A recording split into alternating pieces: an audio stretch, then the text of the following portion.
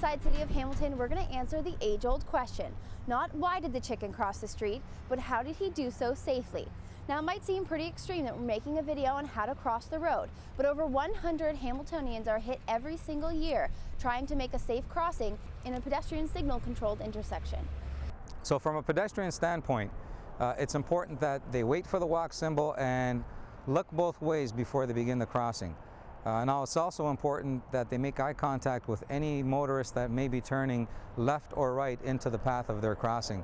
A pedestrian shouldn't automatically assume that it's safe to cross just because they have the right of way. Always be diligent and look both ways. To ensure the public safety at intersections where one direction is controlled by a stop sign and the other is controlled by a light, both motorists and pedestrians have a role to play. From a motorist standpoint, they should always obey the signals and be cautious when approaching a traffic signal. Yield the right of way to pedestrians. In the case of a pedestrian signal, if a motorist is on the side street, they will be faced with a stop sign. So it's important that they obey the stop control, wait for vehicles and pedestrians to clear the path and a safe gap before they proceed.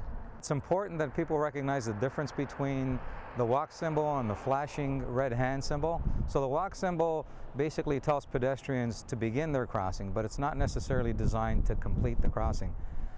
If a pedestrian is partway through the crossing and they're faced with a flashing red hand, that's just an indication that they can complete the crossing. If a pedestrian hasn't started crossing and the flashing red hand appears, that they shouldn't begin the crossing, they should wait for the next available pedestrian phase.